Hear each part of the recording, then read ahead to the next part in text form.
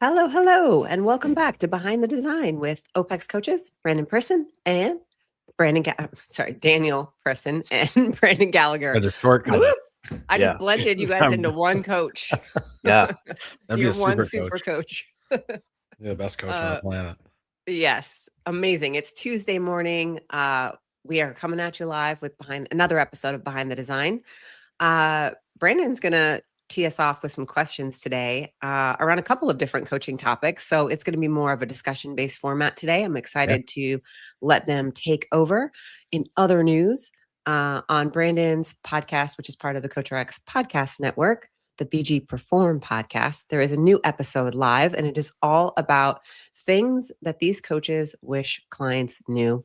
And if you saw the short this morning, you got to laugh at Brandon for not being a good rep counter. Inside joke if you haven't seen it. And in Daniel's world, the CrossFit Open is officially happening, which he told me this morning. And I was like, wow, I can't believe that's already here again. So if you've been around the OPEX world for a long time, a lot of OPEX coaches have gotten together and done open strategy guides or open strategy live meetings. Daniel is no stranger to this. So he has also kicked off a series for his athletes, but is opening the doors to those that want to participate. If you DM him open, you can get in on those live discussions, which will prepare you to perform better in the CrossFit Open. So I encourage you to do so. And with that, I will kick it to you guys, and I will be here if you need me. Beautiful. Thank you. I don't even know the last time. Well, it's been probably 4 years since I've done the CrossFit Open. I always pay attention to the workouts because I like to see what they look like and how they're structured, but I actually haven't done a CrossFit Open workout probably in, I'd say, about 3 years. I think I did one a couple of years ago just to try it out, but the gym I'm in doesn't really set up for it, so it doesn't really help the situation at all. But yeah, so today we're going to dive into a couple things. I think it's going to be a good conversation because Daniel is a full-time remote coach, and I have a mix of both in-person and online coaching. So we're going to dive a little bit into the differences between those two, kind of get a little bit of feedback from Daniel on his side of it, a little bit of feedback from my side. And then we're also going to talk a little bit about specializing or specialization in coaching and how you can find it, how you can manage it, and how it doesn't necessarily like put you in a box. Because I think some people get confused about that whole thing about specializing, and they kind of, I don't want to say talk themselves out of it, but they almost, limit themselves into what they can do. So we'll start with remote versus in-person coaching, because I think the specialization can lead into that towards the end after we talk about this conversation. But personally, when I'm kind of thinking about this conversation, coaching to me, and Daniel and I have obviously, this is our 6th episode or 7th episode, I think. Yeah, maybe more. I don't know. Yeah, I think it's like 6th or 7th episode. But we've talked a lot about, a lot of broader topics, things that go along with coaching that a little bit more like umbrella like. And I think this fits in as well with that, because a lot of people are trying to be remote coaches, and I think a lot of people have that dream of wanting the freedom, which Daniel kind of had a really good, post this morning about it, and he's talked about because he had the presentation at the Coaches Congress, and he even talked about it on here. I think 2 weeks ago he talked about it, of like finding that freedom as a coach, right?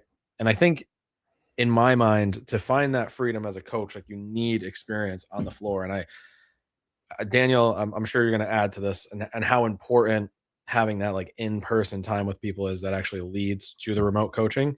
Because I want to break down the differences that you usually see from remote to in-person, and why I believe they're so different, and how, there's pros and cons to each, but we can manage it as a coach, and really either find that balance, or, pick the one that we think is best for us. So I want to ask first, in your experience, because you've made that transition fully to online, obviously with the concept of freedom, obviously is a big one, but in regards to actually taking athletes or taking clients, what has been one of the bigger, I guess, thoughts, or maybe we can say like, we can start with like struggles and then the pros of making that change. Like, what are some of the things you've seen that have like really made you think about the differences between remote and in-person coaching? I think making the transition. First off, I really think that it's important to acknowledge the fact that most successful remote coaches has been in person in the beginning, and Yeah. they've transitioned from the floor to remote, and then it gives you an understanding on what's going on and what are you trying to create in the online space or as a remote coach. And I sometimes get the questions like how do you overcome the fact that you're not on the floor? And the honest answer is that I will never do completely. What it means is I need to do what I can to create presence and make it authentic when I interact with my clients. And Mhm. I think that's sometimes forgotten. And the big challenge with remote coaching is creating that presence in an authentic way. So the client feels that you're with them and you care. And Yeah, so that's the big thing, presence, and it's also the obvious one. And how you do that, we can dig more into it, but it's using implementing systems that make sure you always have a structure in how you interact with your clients, really. Yeah, and I think and I like what you said to start it off because I think this is a thing I see with a lot of new coaches. And I know a lot of the coaches who do listen to this now are coming through like the OPEX mentorship. And it's online is a very competitive space. It's a very hard space. And it really requires a lot of skill on the side of the coach because like Daniel said, anybody who's successful in getting into the online space and does it consistently and has done it for years, right? Like, how long have you been, like, strictly online?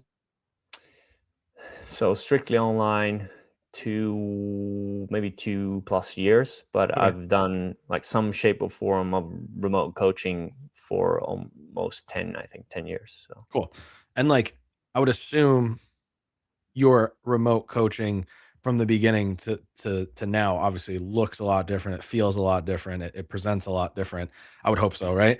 And I think that in that, you know, experience, a lot of that was taken from the floor, right? And it's taken from like you said, creating presence and to understand what presence is, you have to understand actually being there with somebody and what it feels like, what it looks like, that sort of environment and creating that in the online setting, right? And I think when we talk about remote coaching, a lot of people kind of their heads immediately go to uh, coaching on the beach and coaching wherever they want, whenever they want, and just putting up programs and people just follow them, and there's nothing really along with it. And I think with what we do as individual design coaches, which is remote in its essence, but like with individual design, is we're trying to create as much of that environment as possible as if we were there.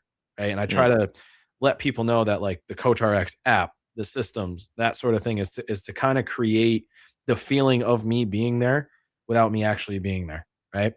And some of the things I just wrote down a couple things before this to kind of go over just some things. And I definitely want your feedback just to kind of if there's anything I missed. But I wouldn't even say these are pros and cons, but these are just things that immediately come to my mind when I think of like remote coaching, right? So no eyes, right? So we're not actually looking at them all the time when they're moving.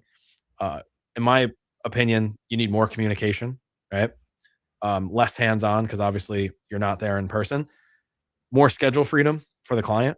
I think this is another, we'll dive into. And then I think the intake and the communication are super, super, super important, right? And I don't think they're not important for in person. I just think the intake for remote coaching is a little bit more of like a very important piece of the puzzle to make sure you're setting yourself up. Because one of the things with in person training is I wouldn't say there's like room like I don't know the word I want to use, but there's a little bit of room to work sometimes because you're there, right? You can make immediate decisions. You can see body language. You can see like, that doesn't really work. I'm going to change that, or that weight's a little bit too heavy. Let's make that adjustment. Whereas the online stuff, or let me put it this way too: when someone walks in the door, you can see their body language and be like, yeah, they didn't sleep last night, or their mood is completely off. Would you say you need to be more organized and structured? Yes, I'll talk about that in a second.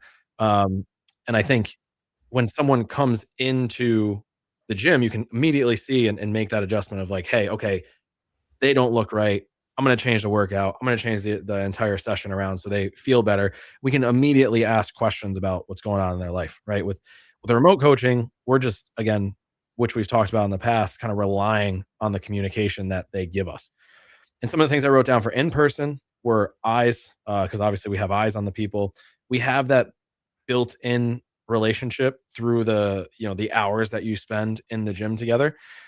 Fixed schedule, so it creates almost like that, you know, what am I looking for? Accountability, sorry. Accountability where the person can come in and know like that person's going to be there and you know that person's going to be there. So you're getting a session in, right?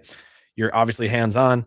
And I think the intake is important, but like I said, the coach can really auto regulate based on as you learn the person a little bit more. Obviously, you want to learn a lot about that person, but you can learn a lot just by watching someone move and how they act and how they react to situations. And I think the intake is really important to kind of learn what you have in front of you, but you get that ability to just see them move and make the adjustments as you see fit, right? First off, is there anything I added on those that I missed that you think I missed or that you would add in on either one? No, I think it's spot on with the intake and trying to gather information become is a really important thing to create a structure to not only create presence but also getting the feedback and getting if I take an example, when I start working with you and you're helping me out with the deadlift project, you wanted videos on me moving because Yeah. you need that feedback because you're not there with me. And I just want to say that being doing this for so long, I did it at the time where we shared the Google Doc, where Yeah. the technology and the cool thing were that me and my client could write at the same time, and that was like technology in the next level. And it makes me so sad sometimes where people go remote and they use, let's say, Coach RX. It's such a powerful tool Yeah. with so many functions that I've seen grown over the years because there's a need for it if you're a remote coach. Mhm. And it makes me almost upset sometimes when I see people just using it almost like a Google Docs where they just write programs to clients Yeah. and they have this powerful tool in their hands with lots of function that would enhance the coach client relationship, but they don't use it or they don't spend the time.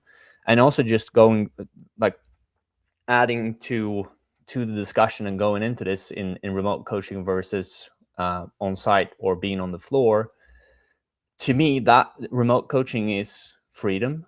But I know that for a lot of people remote coaching is not freedom to them or their ideal journey as a coach, where it might be that they don't like having a structured approach to communication. They want more like in-person flow Mhm. where they can be in person. They like to have to like their work connected to that 1 hour where they deliver work to the client and then they're off.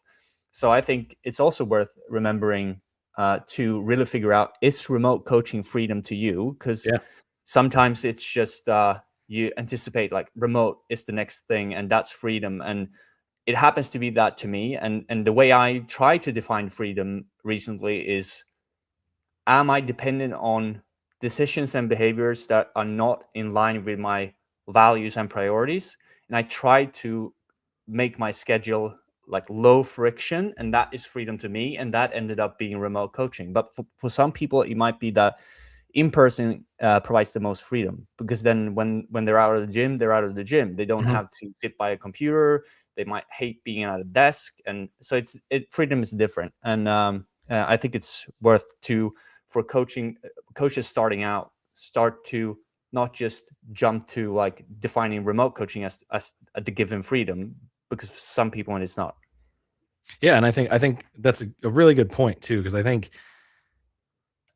almost like other things in our lives nowadays, we're almost like you said, and I like the way you put it. It's almost like you're kind of like that's just the way you have to go, and there's no forcing anybody, right? Like I think in person coaching is still truly important, and I think it's so valuable to have, and I think that you know you don't have to make that transition online if you don't want to, right? I think a lot of people want to, but I think a lot of people want to for the wrong reasons.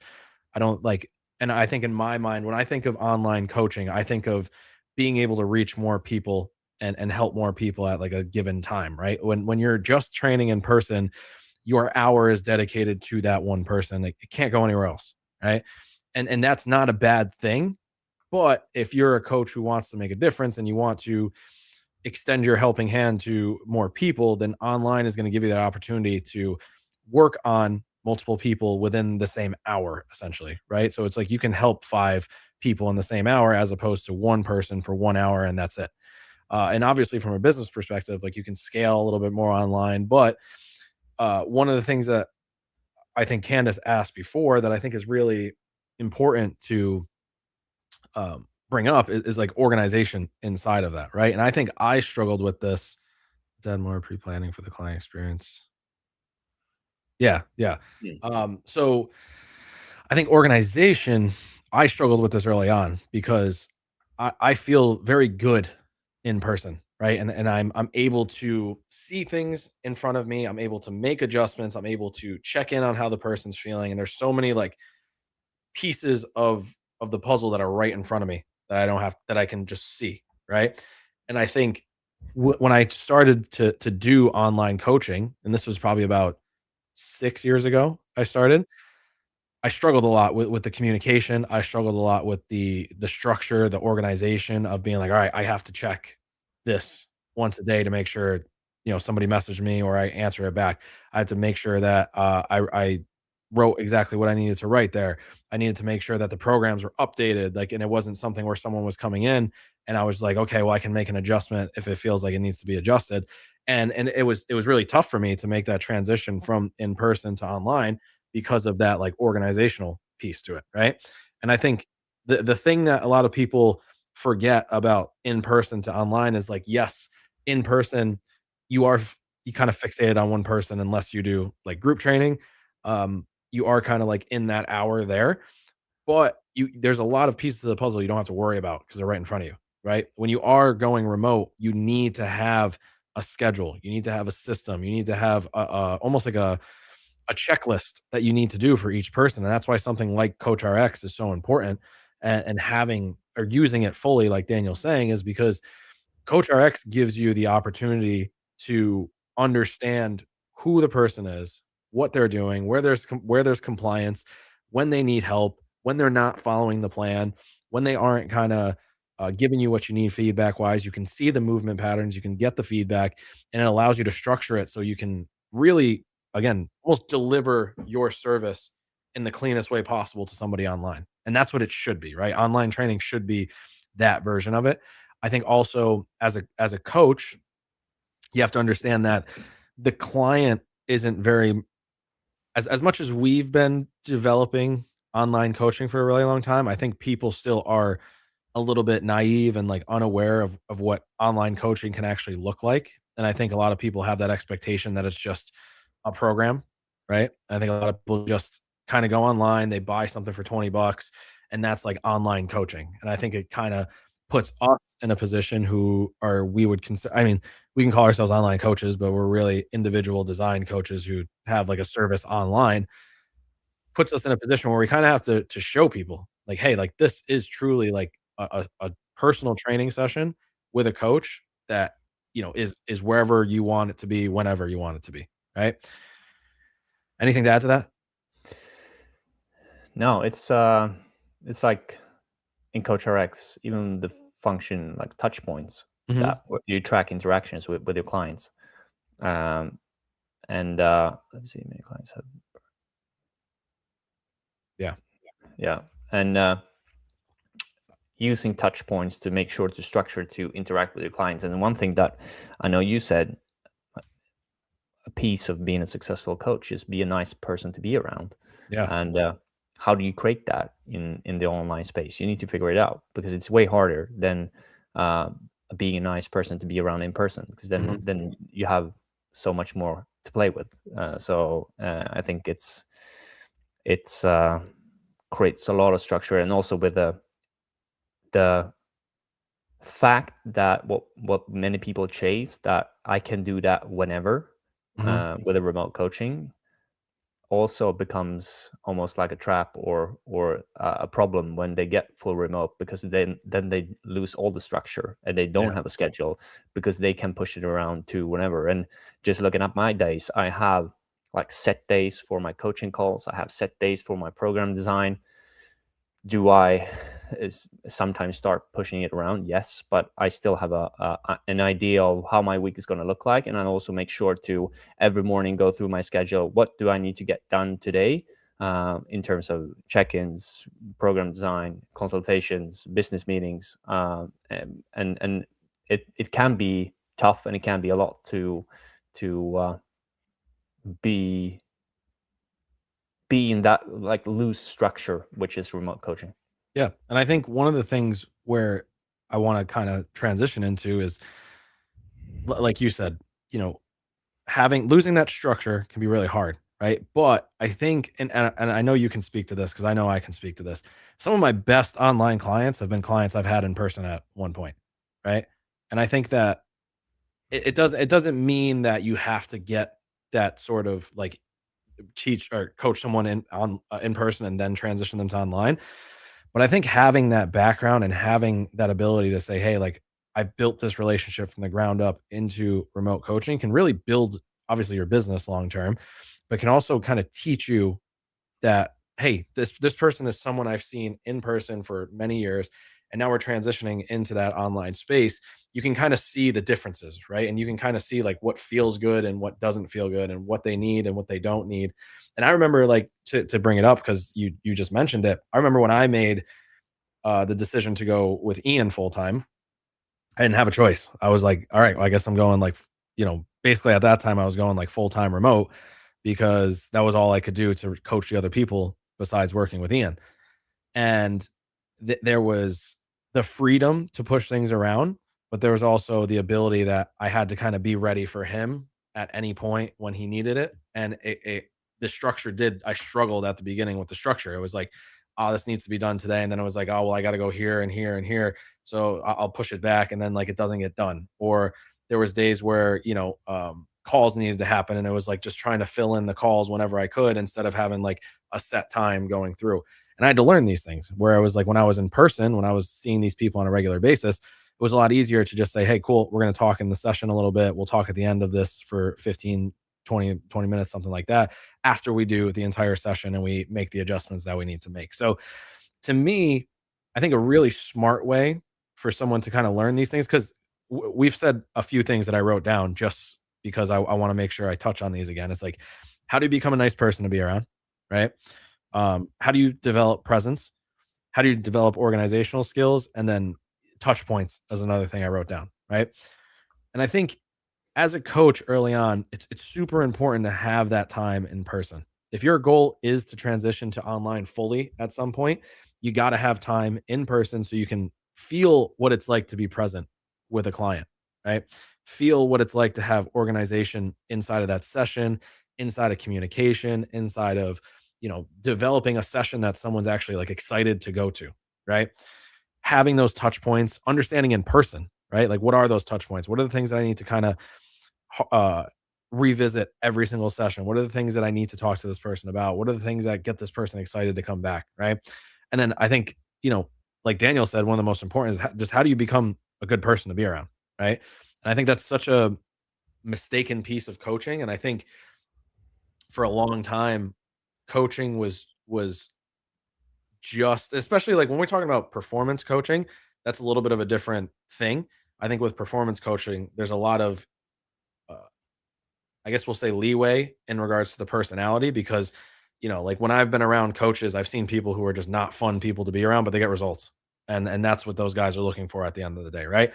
But I've also been around a lot of people who are like, hey, listen, I really enjoy working with you because I get good results, but I really enjoy you as a person as well. And that's helped me, right? And that's helped me build the business. That's helped me get opportunities. But you need that in-person time to kind of see what that feels like and what does that look like and how do I actually build this, right? And I know with you, Daniel, you owned your own gym. You've coached people in person. You've made that transition to fully online. So, like, what are some of the ways, I guess, you can, add to that in regards to like having that in person, building those 4 pieces I just talked about, and then transitioning that into the online space? Yeah. So first off, with like you said, some of the clients that you've had in person you can feel like they're the most successful cases you have as a client, Yeah. and I agree and disagree with that, because it's um, if I sometimes, just if I go to myself, the ones I um, have had in person and then transitioned into remote, or kind of had a hybrid situation, the relationship might be super good, but sometimes I get not disappointed, but I can see how I maybe cut some corners in the structure of how I deliver my online service Yeah. and my remote coaching business, because because I've just met them in person. Yeah. And so I'd say, adding to it, some of my best clients is the ones that I've never met before. I don't have a relationship, because I it see. Yeah. trigs me to like do that onboarding process real well, making sure I like check all the checkpoints are done, making sure to get to know them.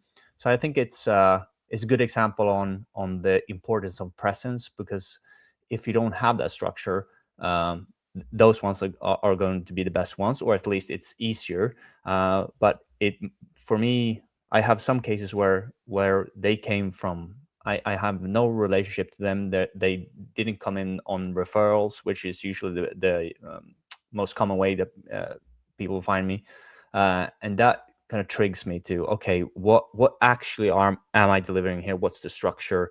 What is the onboarding process for my clients? Because I can't cut corners anywhere in that. So it's just like another perspective on that one. Yeah. But I think understanding what creates value and seeing it in person and trying to replicate it in the online space is the big thing. And having owned the gym, see the struggles, and how, just one, how people move and be around people that exercise and do fitness is really Yeah. important, because there's so much more to the training program. So, and also I think, adding to it, if you want to build a successful remote coaching business, the best way to start to coach clients on site remotely, because Yeah. then you're not trying to reach the whole world as a start, because that's as you said, in the beginning, the competition is so hard. So um and and also, me selling the gym, transitioning into full remote, I don't think it means either that I will never be on the floor again. It's there will for sure come a time where I miss coaching in person and being around people that express fitness. It Mhm. just happens now that uh, I had a dream of chasing this version of freedom. So this is where my coaching journey led me. Does it mean that I will never be back on the floor? Probably, I will be back on the floor coaching. So, um, yeah, Yeah. I I don't think I know. think that's like a really. I think it's hard for design days to use strategies like grouping similar client goals. Yeah. We'll get to that in a second. So I think one of the things that I really enjoyed that you said is just that it's not a sentence, right? Like, or it's not a, like a death sentence when you're like, oh, I'm going to be an online coach. Like, it's there, and you're always going to be a coach at heart, and you can always transition back and forth. There might be some clients in person that really, you know, inspire you to say, hey, like, I want to get back on the gym floor, right? I think one of the things that's beautiful about building from the ground up, and I want to talk about that quickly too, is like you kind of go through that process of, I need to just get experience, and I take on whoever, whenever, for whatever, reason. And then you kind of build into that position where you start to find your niche, you start to find the thing that works for you, the people that work for you, the clients you enjoy. And then once you get into that online space and you really build that sort of like freedom that we talk about, then it gives you the opportunity to say, hey, like, I do miss coaching in person, but I'm not just going to go back and not enjoy it.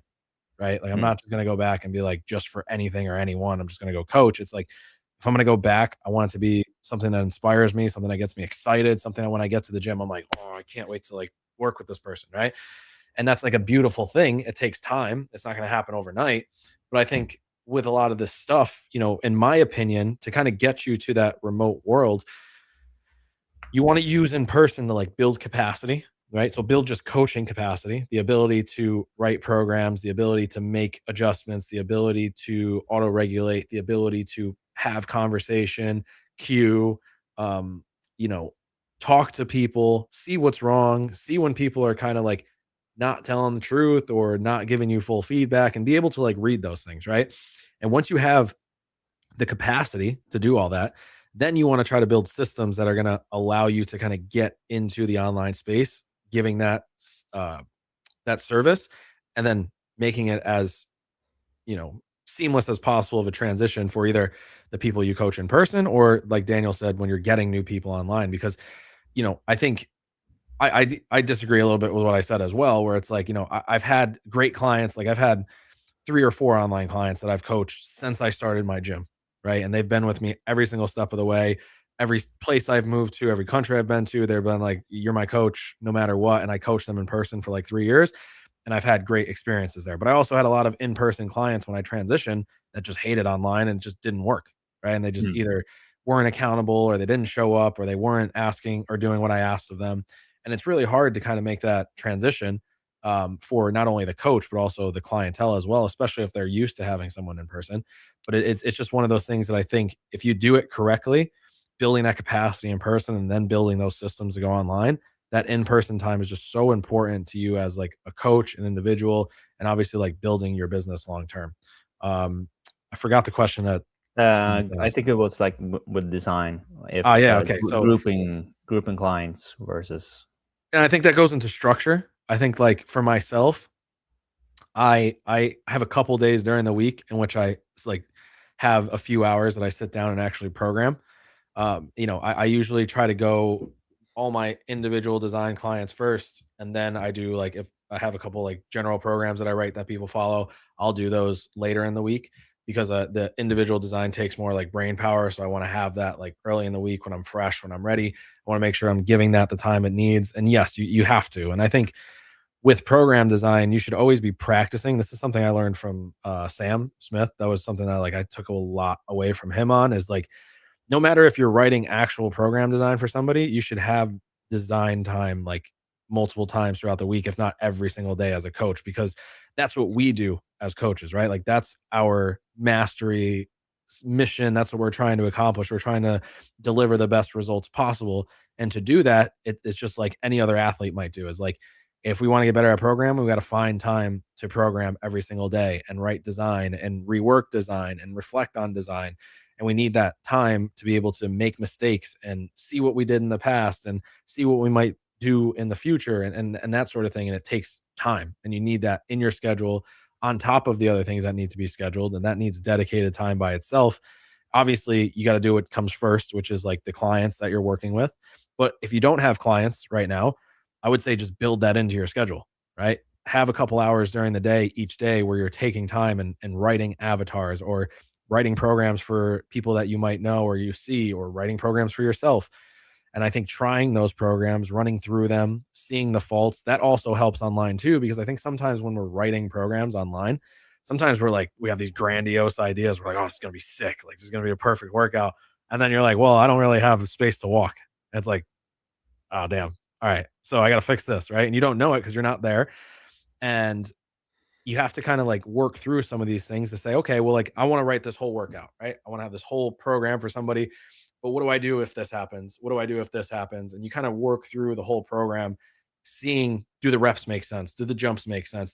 Does all of this stuff really kind of align with what I'm trying to achieve? And sometimes, it does, sometimes it doesn't. But when you go through, you'll actually understand, like, okay, this superset makes no sense, right? Or this Metcon makes no sense because the person's going to be running across the gym and you need a machine, and sometimes machines are being taken. There's just a lot that goes into that sort of thing, right?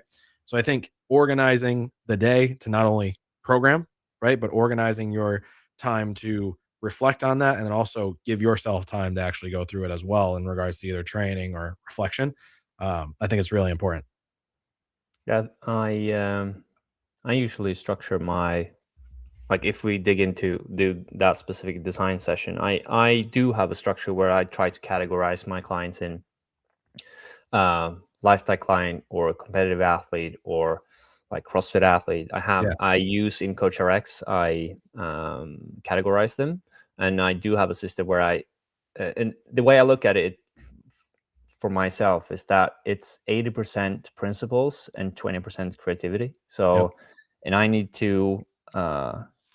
So sometimes when I'm not in a place where I'm just on a flow and writing lots of design, I fall back on more structure. So I might be that I go through my lifestyle clients and write their design because like the concepts are quite similar. I'm in that space of lifestyle design, and then I might do my performance athletes.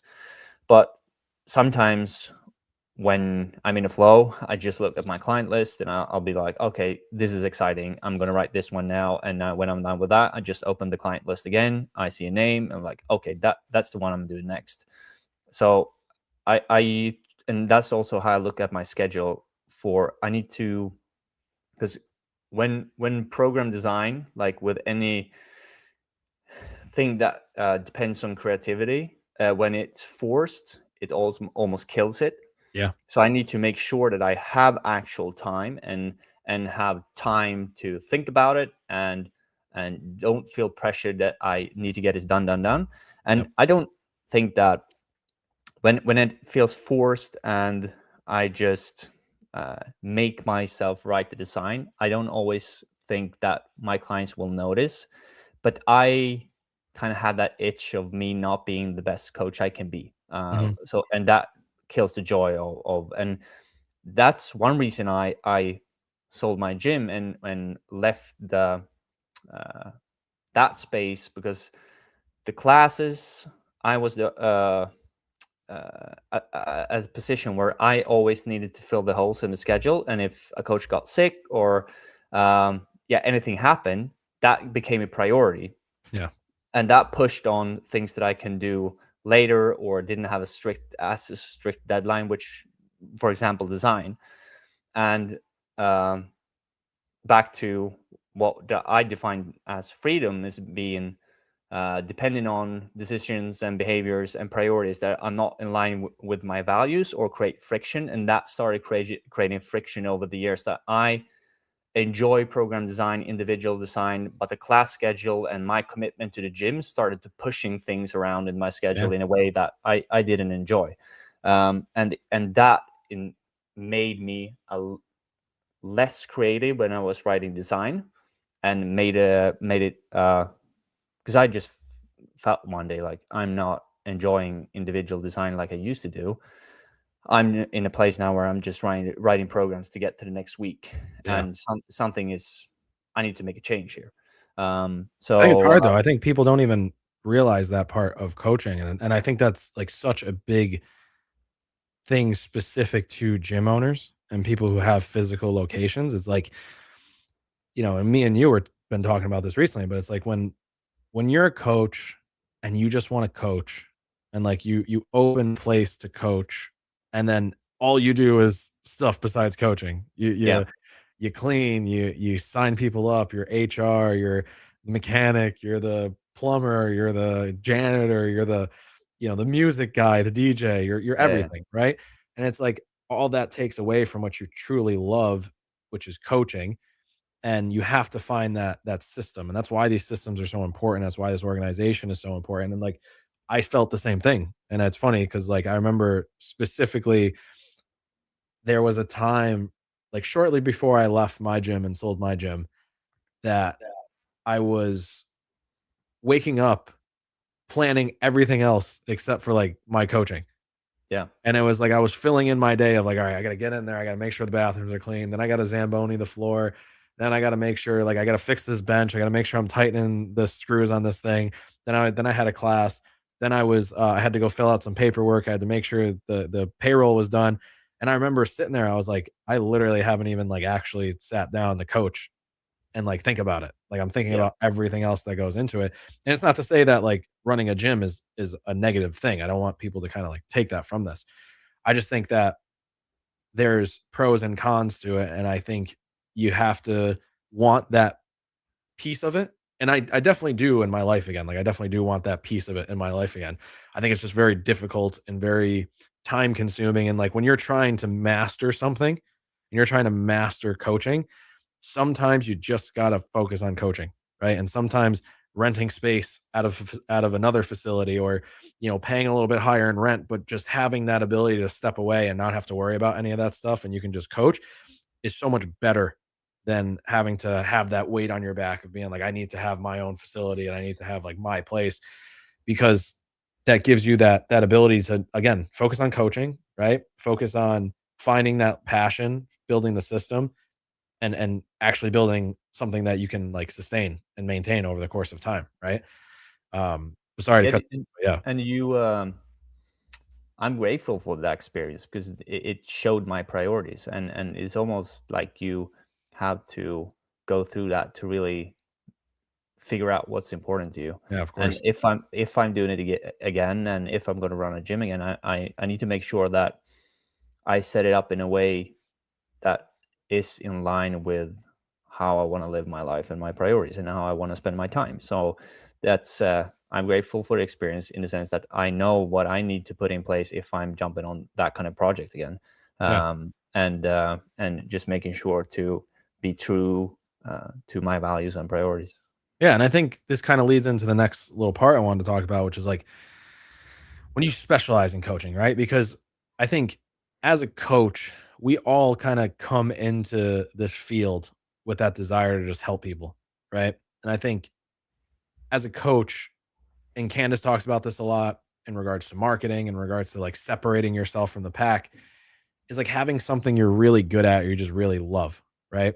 And I think when you're able to find that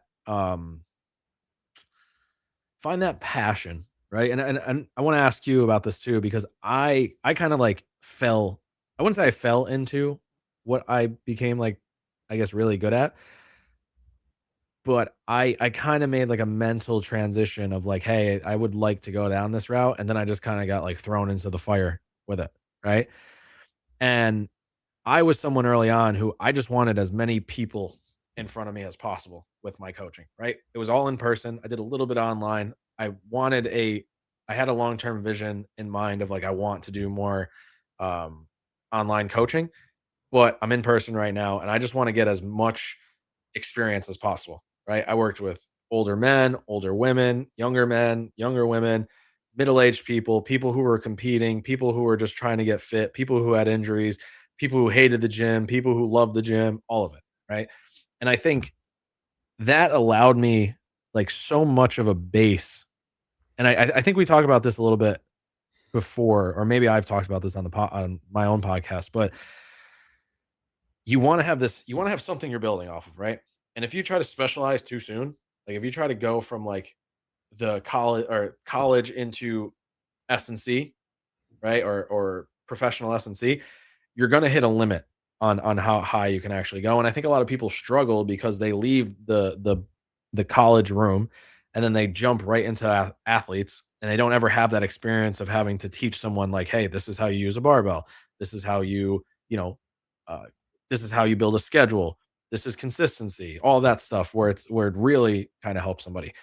But I think when you're finding that niche, you want to still be able to coach anybody, right? And I think having the experience early on in person to say, "Hey, I've coached every single demographic of individual, and I was able to realize I really like coaching, you know, women who are just learning how to use the gym, because that's I really enjoy it. It's fun. It's fulfilling. You see the benefits. They see the benefits. That sort of thing. Or it's like me, where it was like, hey, I really want to start to dive into MMA, strength conditioning. I found it really interesting, and I took it as far as I could. And I really dove into it, and then one thing led to another, and then I got thrown, like I said, kind of thrown into it, and I was like, all right, we're doing it, and one thing led to another. And I think sometimes you can design that specialization, right? If there's something you truly want.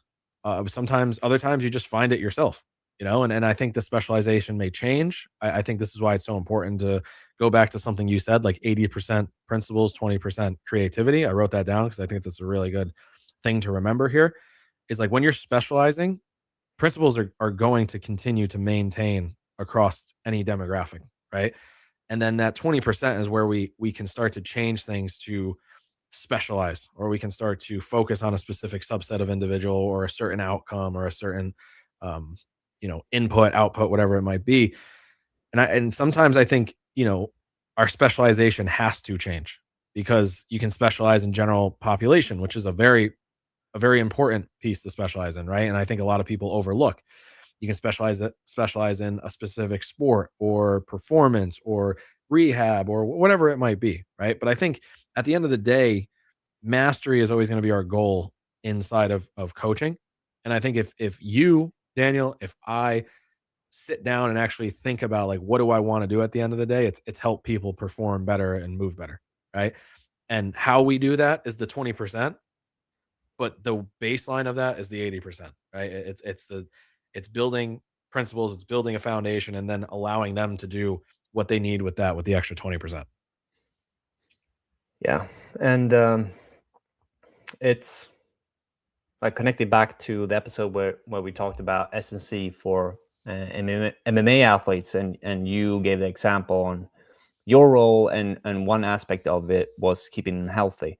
Yeah. It's like it's I think sometimes people miss that about, like, if they're gonna specialize on performance athletes, they go straight to that like end portion of peaking, and they kind of miss out on the basic lifestyle guidelines, keeping healthy, and all the things that are common between lifestyle and performance athletes, for example.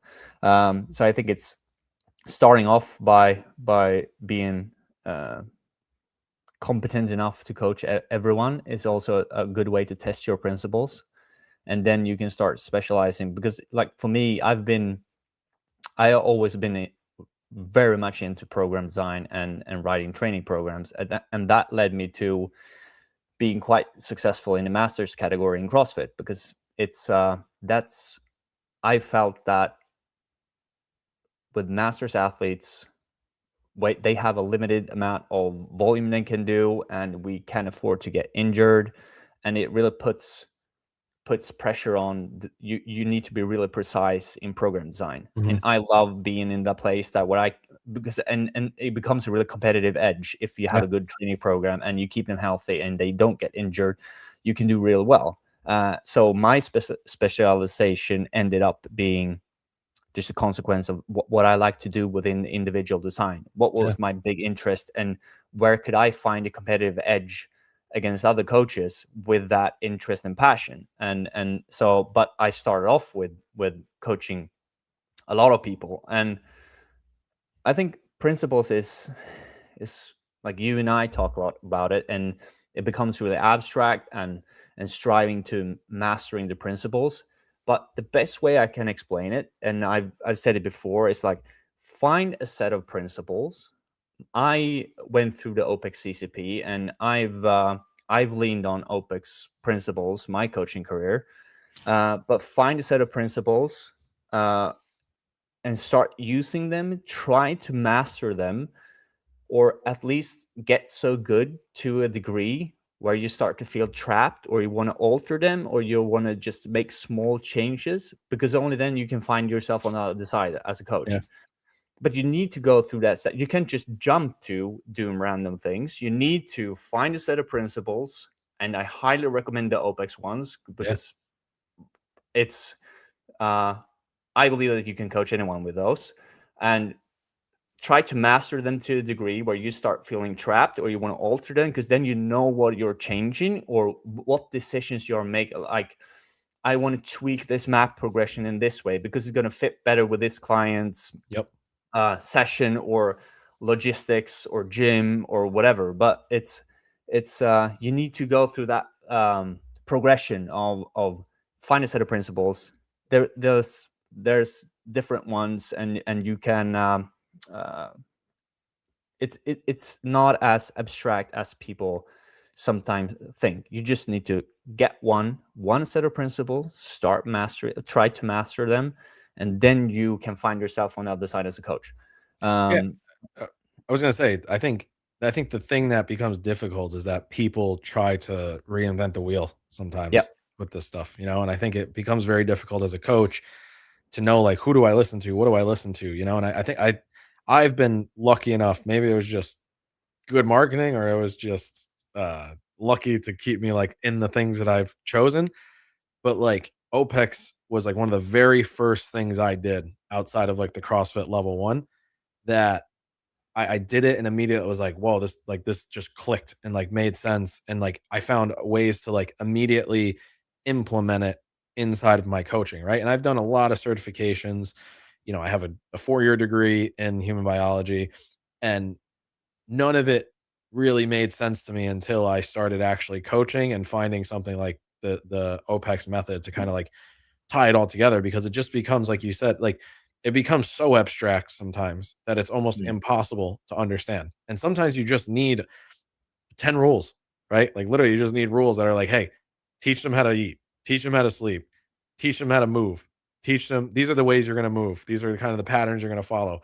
Here's how we're going to do it. Here's a structure, here's a framework, and you kind of learn and you develop your own piece of that, or you develop your own version of that.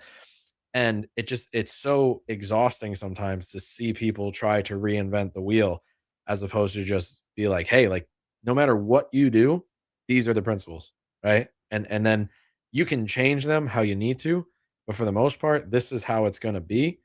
And you know, and once you kind of digest that and take it in, then you can really become a real coach, because then you can start to, because everything else to me is like, you know, um it's just expression. That's all, Mm. right? Like when we talk about this stuff, and one of the best ways I've described it to myself to understand is like, when you look at trees, right? Like they all have the the root, right? And they have everything that's kind of gets built up through the middle of the tree, and the leaves are different, right? They're all looking a little bit different, and that's where like specialization comes in. That's where it's like, all right, you got an MMA athlete, you got a soccer player, a baseball player, a tennis player, someone who just wants to get healthy. Like the leaves are going to look different, but for the most part, when you look at a tree, they're all going to have the same characteristics, and that's where you start to actually realize, like, oh wow, okay, well, and when you look at the size of, like, the leaves are usually the smallest part, right? And they're usually Mm. all the way out at the end. And it's like that's what I want people to kind of realize is like you got all of this to go to build before you even touch this part, right? And when you those parts start to like quote unquote bloom or grow, that's because of everything else that's been built on top of that as a coach and as an athlete. So taking that in and kind of understanding that helps you really kind of, in my mind, like that made it so easier to take in the information, because sometimes we just get dragged as coaches. It's like, oh, we got a new system, new method. Come over here, learn Yeah. this. And then it's like, whoa, all right, I'm gonna go learn that. And then you're like, wait, I don't even know where I am. Like, I don't even know what I'm gonna use this, but it looks cool, right? And then you got to bring it back, and you're trying to learn everything. Where OPEX gives you the ability to take all that stuff and bring it back to a base of principles, and then specialize from there. And I think that's the most important thing. So to kind of like summarize this, and if there's anything else you want to add to it, specialization to me is a byproduct of having such a good base that you almost like find the thing that makes you happy and that you're good at. Yeah, and like I said in the previous episode, if you don't have the principles and only get good at a specific case, you're going to be able to coach people that fit into that specific case. Mhm. But and also connecting back to the 80-20 rule, like if you need to remind yourself that the 80% are principles, and you need Yeah. to have solid principles. It can't be, because sometimes when it looks like those 20% makes it look a bit random or just creative process of writing programs, but it's not. Like 80% is actual proven, like evidence-based principles, and then you have 20% on top of that.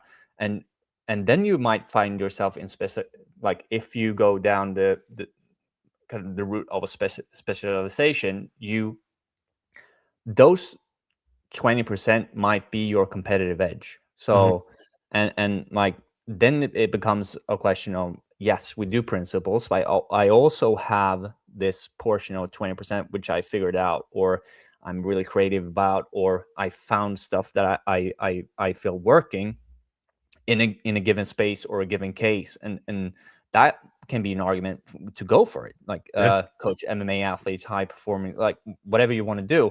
It might be that those 20% that you have give you an edge on other coaches, or like that 20% for me, where I really enjoy and get quite creative how you can structure master CrossFit training for masters has made me successful in that space. So it's good to remind yourself that it's still 80% principles. Yeah, and I think it's always going to be. I don't think it's ever going to change. But yeah, I think hopefully that makes sense. Hopefully the conversation flows like good in regarding to that, because I do think, like, just to kind of recap, in person versus remote training isn't just this a simple concept to think about. It's not just, oh well, I'm just going to train people online, or I'm just going to train people in person. I think there's pieces to the puzzle that are benefits or pros and cons for each. And I think, like Daniel kind of mentioned earlier, there's a lot of pieces you need to bring into the online space that help people actually get the results they need. And I also think there's a lot of pieces to the puzzle that you need in-person coaching very early on to be successful in a remote setting.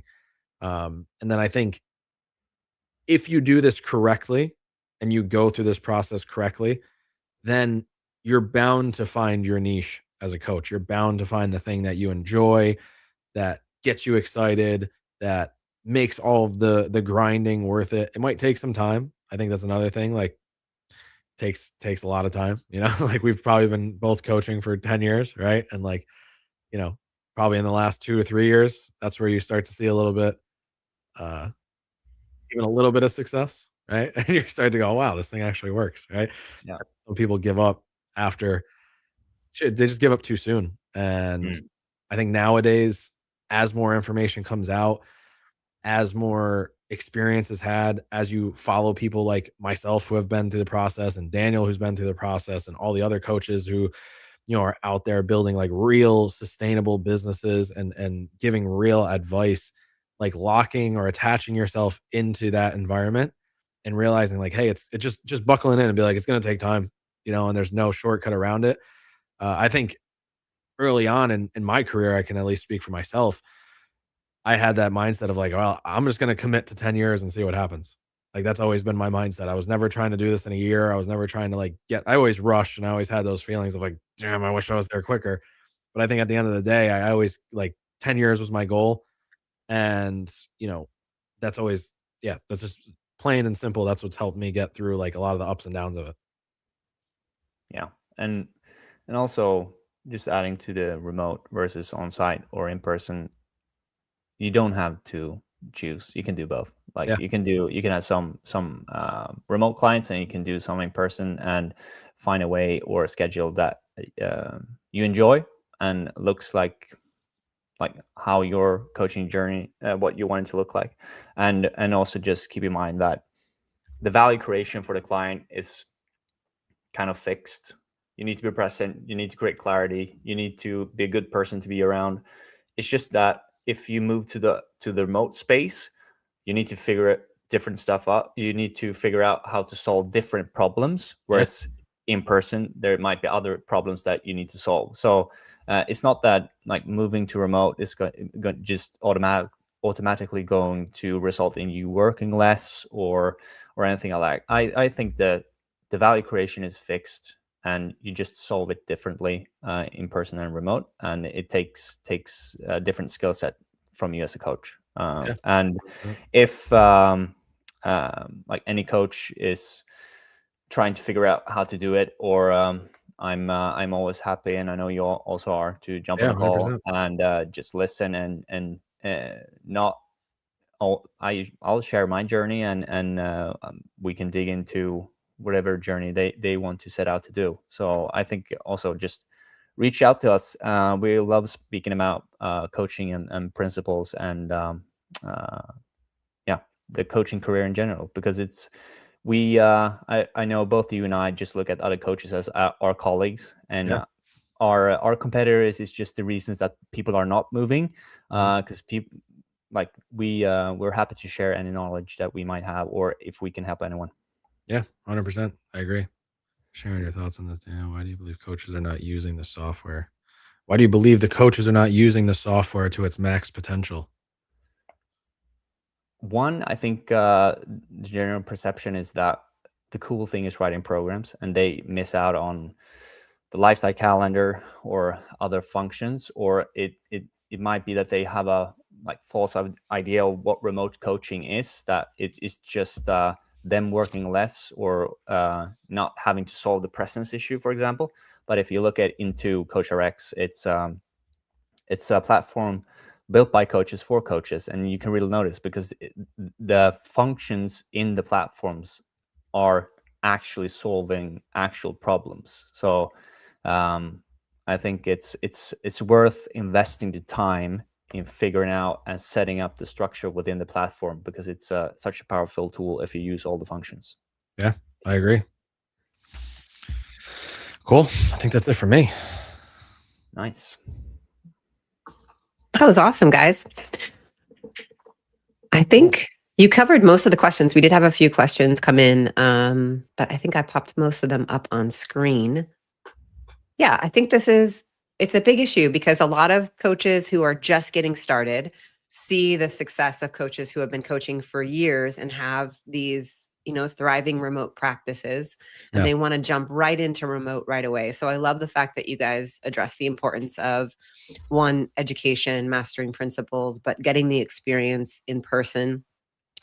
If someone were to go straight online, what do you think outside of the education are some other strategies that they should be considering? Like, I know a lot of OPEX coaches are coached by other OPEX coaches, right, to learn how the systems are being implemented from each coach's perspective, or working in a mentorship fashion under another remote coach. I know, Daniel, you have a couple of coaches within your remote practice. Brandon, you also have Jerry in your practice as well. So Yeah. could you guys just talk maybe a little bit about how that might look for someone who really just wants to be a remote coach first and is very maybe hesitant to start in person and just wants to go straight online? What are some ways that they could get started?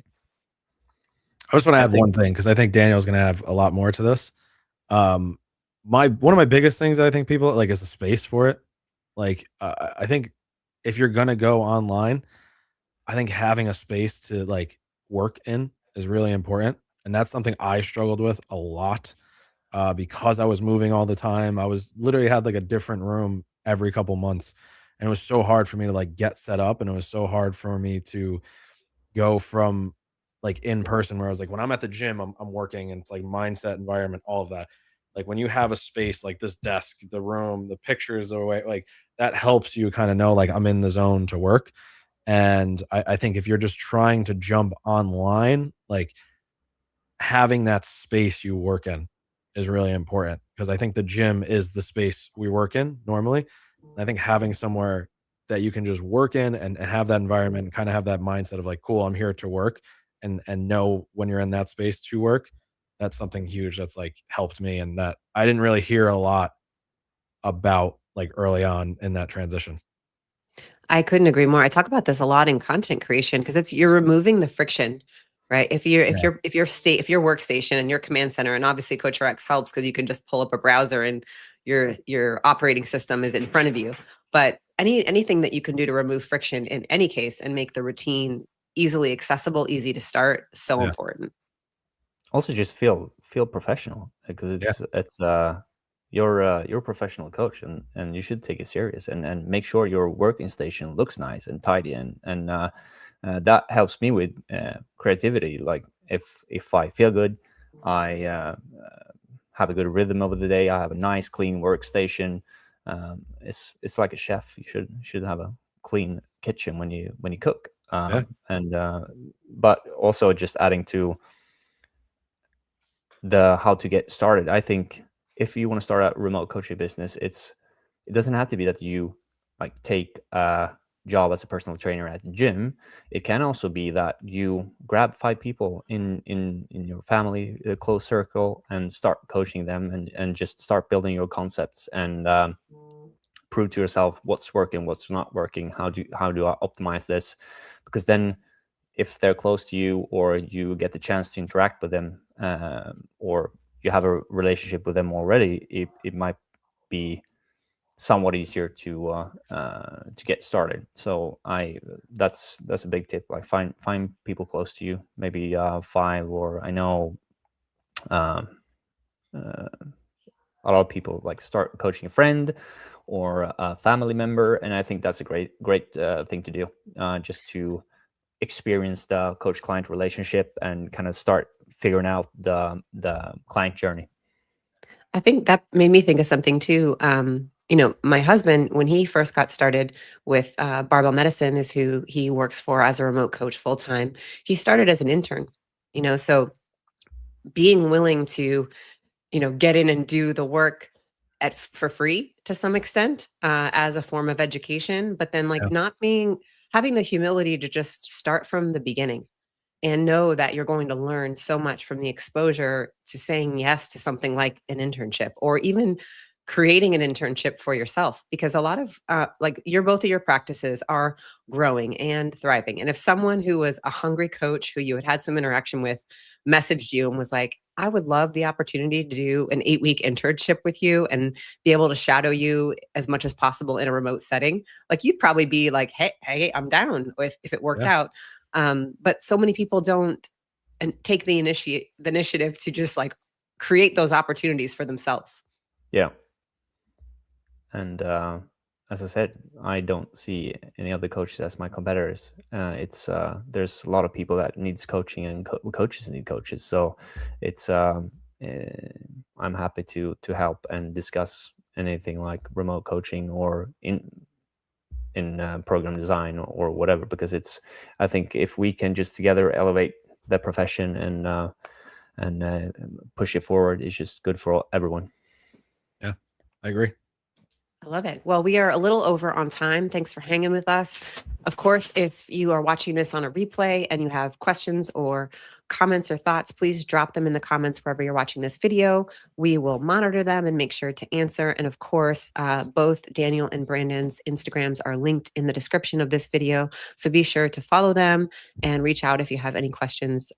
We're all super accessible and just here to help. And as Daniel said, elevate the standard. So we will be back next week with a new episode to help you do that. Beautiful. Cool. Thanks all.